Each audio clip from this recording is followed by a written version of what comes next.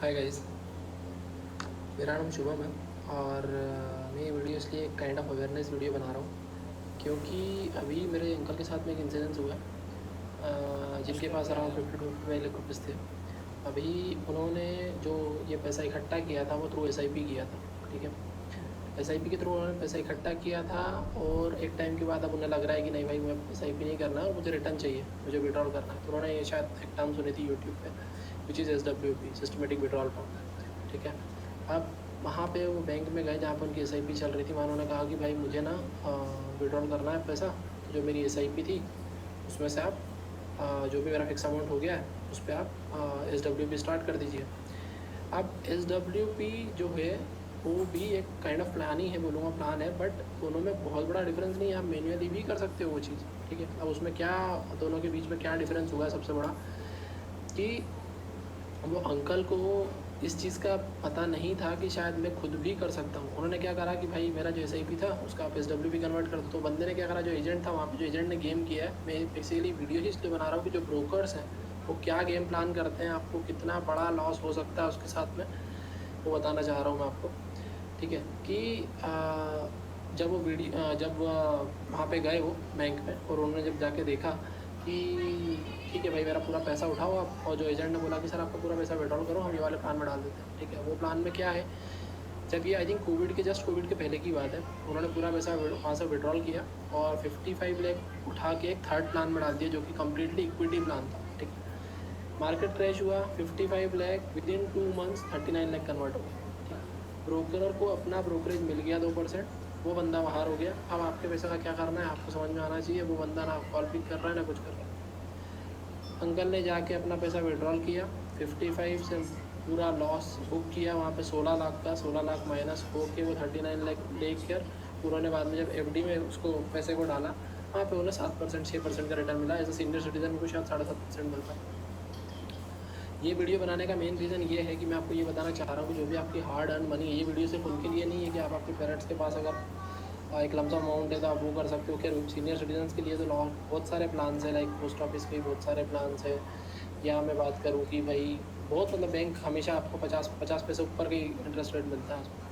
मैं ये वीडियो सिर्फ इसलिए रिकॉर्ड कर रहा हूँ कि आपको SWP और SIP का मेन डिफरेंस समझ में आए कि SIP क्या है और SWP क्या है। सपोज अगर मैं बात करता हूँ कोई बंदा 10,000 की SIP कर रहा है, ठीक है, उस बंदे ने 10,000 की SIP करी, 10 साल के लिए करी, एक एवरेज रिटर्न है जो कि 12% है। ठीक है, 12% पे लिया, 10 साल की SIP, 10,000 की SIP 10 साल के लिए 12% पे 23 लाख रुपये। ठीक है, 23,23,000 रुपये। अब मैं बात करता हूँ बीच में अगर ब्रोकर आ जाता है तो मैं आपको ब्रोकर का परसेंटेज दिखाता हूँ। Broker, mutual fund broker percentage,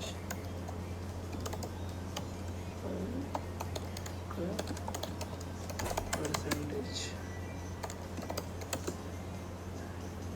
0.1 to 2% इन दोनों का डिफरेंस होता है। ठीक है, दूसरी चीज़, इनका परसेंटेज कैसे वेरी करता है मैं वही बताता हूँ आपको, कि जो भी डिस्ट्रीब्यूशन जो रहता है, मतलब आपका सपोज जो भी ब्रोकरेज फॉर्म है, उनका मैं आपको सीधा सा फंडा ये बताऊँ कि SIP जब आप करते हैं तो SIP कैसे होती है। सपोज़ मैंने 10,000 रुपये डाले, इस पर्टिकुलर फंड का कोई एक मैनेजर होगा, ठीक है, वो 10,000 रुपये लेगा, वो 10,000 रुपये ले के एक पर्टिकुलर कोई NAV परचेस करेगा। आप सपोज उसने कोई NAV परचेस करी जो कि करंट रेट है जिसका 20 रुपये। ठीक है, मैंने 10,000 रुपये लगाए, 10,000 की मैंने 20 रुपये वाली NAV परचेस करी, मेरे पास 500 यूनिट आ गई। अब 500 यूनिट में से अगर मैं 2% ब्रोकर का हटा देता हूँ तो मेरे पास इसका 10% अगर मैं निकालने जाऊँ तो वो होता है 10 NAV नहीं हट जाएगी, तो मेरे पास आई 490 NAV, और हर मंथ मेरी 10 यूनिट उठ के जाएगी ब्रोकर के पास में। ठीक है, अब मैं आपको लॉन्ग टर्म में अगर इसका बताऊँ कि बेसिकली जो मेरा 12% है, ठीक है, 12% में यहाँ से हटा के कर देता हूँ 10%, क्योंकि ब्रोकर भी है बीच में। ठीक है, ब्रोकर ने लिया 2%, ब्रोकर का अगर 2% में ले लेता हूँ यहाँ से, तो टोटल कितना डिफरेंस आ रहा है, 23,23,000 माइनस 20,65,000। कितना बड़ा डिफरेंस है, मैं यहाँ पर माइनस करके देखता हूँ। 23,23,000 रुपये माइनस 20,65,000, 2,58,000। सपोज 2,02,500 रुपये अपन एक्सपेक्ट कर सकते हैं। अब जो बंदा 30,000 रुपये कमाता है, 40,000 रुपये कमाता है, और जब वो उसके 10,000 रुपये इतनी ज़्यादा, मतलब ये मान के चलो कि वो 10 जगह इच्छाएँ मारेगा, उसके बाद वो 10,000 की SIP कर पाएगा। ठीक है। और उसमें से अगर मैं बोलूँ कि 2.5 लाख रुपए तो भाई तेरा ब्रोकर ने ले लिया, जिसने सिर्फ ये सजेस्ट किया है कि ये आई थिंक टर्म जो आपका प्लान है ये वाला ICI ले लो या आप पॉइंट ले लो या जो भी ले लो, ठीक है, वो सिर्फ सजेस्ट करने के आपसे 2.5 लाख रुपए ले रहा है। आप दोगे, वर्थ है, क्योंकि सब जितनी भी इन्फॉर्मेशन अवेलेबल है यूट्यूब पे वो लोग भी यही करते हैं कि हाँ भाई ये वाला फंड सही लग रहा है, रिस्की काम है, ये दे देते हैं।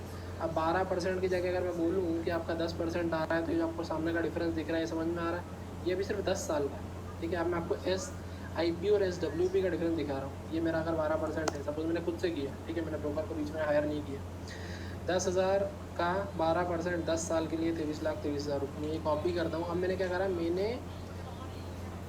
10 साल बाद मैंने SIP करना कर दी बंद, ठीक है। अब मेरा 23,23,000 रुपये यहाँ पर रखा हुआ, ठीक। मैंने SIP नहीं करी, मैंने 10 साल के लिए सिर्फ उसको होल्ड करा है, ठीक है। मैंने और कुछ भी नहीं करा। लमसम अमाउंट समझ लेता हूँ मैंने एक बार पैसा इन्वेस्ट किया, 10 साल मैंने कुछ भी नहीं किया, ठीक। ये मैं खुद से करने की बात कर रहा हूँ, मैंने कोई ब्रोकर हायर नहीं करा। 23 लाख रुपये उठ के 10 साल में बन जाएंगे 72 लाख, जिसने रिटर्न दिया 48 लाख। अब आपको मेन डिफरेंस समझ में आया कि अगर यहाँ भी ब्रोकर बीच में आ जाता तो मेरा कितना लॉस है। अब मैंने यहाँ से किया इसको माइनस, अब देखो डिफरेंस समझ में आ रहा है, 12 लाख रुपए का डिफरेंस है। 72 और 60, ये सिर्फ 2% का डिफरेंस है। जब आप लॉन्ग टाइम में जो बोलते हैं ना कि भाई कंपाउंडिंग की जो पावर है, कंपाउंडिंग की पावर भी दिखती है हमको कि हाँ भाई समझ में आ रही है, बट अगर कोई ब्रोकर बीच में घुस जाएगा तो आपको कंपाउंडिंग की पावर भी नहीं दिखेगी। बेसिकली पॉइंट ये है। तो आपको जब भी इन्वेस्टमेंट करना हो, बेसिकली 50 एप्लीकेशन अवेलेबल है, आप स्टॉक, ज़ीरोधा, पेटीएम मनी, जिसमें करना हो उसमें करो। वो भी ब्रोकरेज काटते हैं, बट उनका ब्रोकरेज और डायरेक्टली 1-to-1 किसी पर्सन का brokerage, there is a huge difference between this. तो सबसे बड़ा जो मेन मोटो था मेरा वीडियो बनाने का वो यही था कि भाई प्लीज़ बी अवेयर, ठीक है। अगर आपको कोई इन्वेस्टमेंट करना है, आपके पेरेंट्स के लिए इन्वेस्टमेंट करना है, आपके अंकल रिलेटिव जो भी क्लोज वंस है आपके, किसी को भी इन्वेस्टमेंट करना है, आप डायरेक्टली जाके किसी बैंक में स्टडी करके जाओ कि भाई मुझे ये वाले फंड में पैसा डालना है, मैं सब कुछ पढ़ के आया हूँ। अगर आप कर रहे हो तो ठीक है, अदरवाइज मैं एप्लीकेशन जरूर कर लीजिए, वो ज़्यादा बेटर है। बेसिकली सीनियर सिटीजन्स के लिए तो मैं खुद ही सजेस्ट नहीं करूँगा, ठीक है, सब to you, but I think senior citizens के लिए म्यूचुअल फंड और शेयर मार्केट नहीं है, उनके लिए तो पोस्ट ऑफिस ही बेस्ट है और FD इंटरेस्ट रेट बेस्ट है। कि जिनको रिटर्न चाहिए, रिस्क कौन ले सकता है, जो कि यंगस्टर है between 20 to 30 to 40, I think this is the best age to take a risk. उसके बाद आप आई थिंक रिटर्न का ही एक्सपेक्ट करोगे। 40 के बाद आदमी का हाथ पैर काम करना बंद कर देते हैं। 40 के बाद अगर आप काम कर रहे हो तो बहुत अच्छी बात है। वैसे तो 40 के बाद आदमी को एंजॉय करना चाहिए। अगर आपने कर रखा है तो बहुत अच्छी बात है, और स्टिल कर रहे हो तो बहुत ही अच्छी बात है, but this is not the point for this video. अपना पॉइंट ये है कि भाई ब्रोकर को अवॉइड करो, बेसिकली जितना कर सकते हो खुद से इन्वेस्ट करो। सेकेंडली आपको मैंने डिफरेंस भी बताया। मैं अगर SWP की बात करूँ कि सिस्टमेटिक विड्रॉल जो कैलकुलेटर है वो कैसे काम कर रहा है, सिस्टमेटिक विड्रॉल कैलकुलेटर भी सेम टू सेम ही काम करता है, तो कोई बहुत बड़ा डिफरेंस नहीं है। जो पैसा मैंने आपको यहाँ बताया था कि भाई 23 लाख रुपये मैं अगर रख देता हूँ, 23,23,000 रुपये लमसम, ठीक है। अभी क्या हुआ, मैंने चलो ये अपन समझते हैं 23,23,000 रुपये रखे, ठीक है, ये 72 लाख बन गए। अब इसमें क्या हुआ था कि जो मेरा पैसा रखा था मैंने, सपोज़ मैंने ये 23,23,000 रुपये उठा के एक पर्टिकुलर फंड में लगा, ठीक है, या मेरा मैनेजर है तो वो डिस्ट्रीब्यूट करेगा मल्टीपल फंड्स। अब मेरी अगर करंट NAV थी आज की जो मैंने परचेस करी, सपोज 23,23,000 डिवाइड बाय मेरी कोई NAV है जो कि 40 रुपये की चल रही है, तो मेरे पास 58,075 NAV आ गई, ठीक है। अभी क्या हुआ, जब मैंने इतनी NAV परचेस करी तो डे बाय डे मेरी NAV का रेट बढ़ता रहेगा, ठीक है। जब मुझे ये जो रेट दिख रहा है नीचे 72 लाख डिवाइड बाय मेरा जो करंट NAV मेरे को निकालना था, जो मैंने वहाँ पे परचेस की थी 40 रुपये की, ठीक है। अगर वही NAV में देखूँ यहाँ पे, तो वो मेरे जो रेट मैंने परचेस किया था, जहाँ मेरे पास 58,000 NAV थी, उसी NAV का रेट इंक्रीज हो के जो मेरा पर्टिकुलर क्या बोल सकते हैं उसका कि जो रिटर्न आ रहा था, मतलब मेरा NAV बढ़ते यहाँ पे पहुँच गया। मतलब है मेरे पास 58,000 ही NAV स्टिल, बट जो उसका प्राइस है पर्टिकुलर NAV का वो 72 लाख हो गया। अब SWP कैसे काम करता है कि मेरे पास अगर आज इतना है 72 लाख है, अब सपोज मेरे को नीड थी कि यार भाई मुझे यहाँ से निकालना है 2 लाख रुपये निकालना है, तो क्या होगा कि आपके पास अगर मैं सपोज़ करूँ कि मेरी जो NAV थी, मैं अगर वो NAV 400 रुपये की सपोज़ कर लेता हूँ, क्योंकि 400 रुपये की NAV है, ठीक है, जिसमें मेरे पास 72 लाख रुपये रखे हुए हैं और मेरी 400 की NAV है, ठीक है। तो मेरे पास 18,000 NAV अभी रखी हुई है, ठीक। 18,000 NAV में से सपोज़ मैंने बाय सेल कर दी 500 NAV। 500 NAV मतलब 400 रुपये की एक NAV थी, तो मेरे पास 2 लाख रुपये आ गए, ठीक है। अब मेरे पास जो 18,000 NAV थी वो कितने की उसमें माइनस हो गई, तो उसमें बची कितनी 17,500, ठीक है। अब ये 17,500 भी तो ग्रो होती रहेगी ना। मैंने 2 लाख विड्रॉल कर लिए, बट स्टिल ये पैसा तो पड़ा हुआ है वहाँ पर, ये विड्रॉल होता रहेगा। ये अभी मैं लमसम की ही बात कर रहा हूँ। और सेम टू सेम आपको साइमल्टेनियसली ये भी समझ में आएगा कि SWP कैसे काम कर रहा है। SWP भी यही काम कर रहा है। अगर मैं लमसम में SWP की बात करूँ तो SWP भी यही करता है। टोटल इन्वेस्टमेंट सपोज मेरा यहाँ पे 72 लाख का है, ठीक है।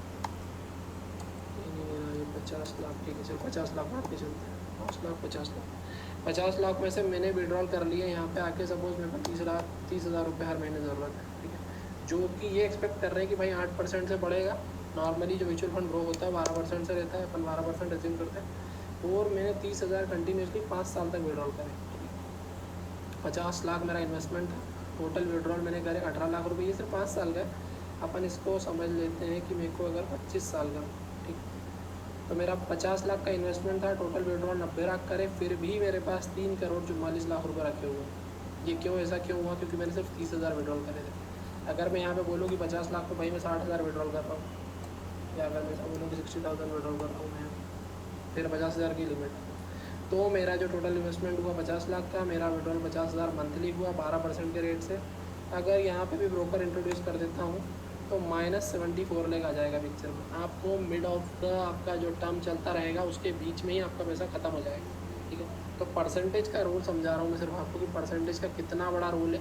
आप डायरेक्टली जब किसी चीज़ को परचेस करोगे तो क्या वैल्यू होती है उसकी, और जब आप किसी ब्रोकर के थ्रू उसको परचेस करने जाओगे तो उसका क्या वैल्यू, कितना ज़्यादा अफेक्ट करता है वो। 10% और 12% जब लॉन्ग टर्म की बात करें अपन। और पावर ऑफ कंपाउंडिंग कुछ नहीं है। पावर ऑफ कंपाउंडिंग सिर्फ बेसिकली ये चीज़ है, बहुत अच्छी चीज़ है, कुछ नहीं है। इसलिए बोल रहा हूँ कि आपको उसको किसी को समझने की ज़रूरत नहीं है। सीधी सी बात है, जितना लंबा खींचोगे उतना ज़्यादा पैसा बनेगा। पड़ा हुआ पैसा ग्रो होता रहता है। 10 लाख का अगर मैं बोलूँ कि भाई मुझे 12% रिटर्न मिलता है, 10 लाख का 12% रिटर्न कितना हो गया? 1,20,000, ठीक है। 12% रिटर्न हो गया। अब नेक्स्ट ईयर में जाके बात करूँगा तो मेरे पास कितना पैसा है? 11,20,000। 11,20,000 का 12% निकालना है। उसके बाद अगर मैं जाके बात करूँगा तो वो हो जाएगा करीब 12-12.5 लाख के ऊपर 12% वहाँ से ऐड करूँगा। ये होती पावर ऑफ कंपाउंडिंग। तो बेसिकली पॉइंट ये कि जितना लंबा खींचोगे उतना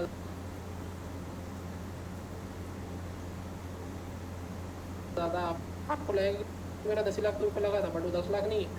नेक्स्ट ईयर वो 11 लाख 11.5 लाख हो गया। थर्ड ईयर वो कितना हो गया? 12.5 लाख। 12.5 पे 12% मिल रहा है। तो बेसिकली फंडा यही है कि कोई भी इन्वेस्टमेंट कर रहे हो आप उसको लंबा खींचो, जितना लंबा खींचोगे उतना अच्छा रिटर्न मिलेगा।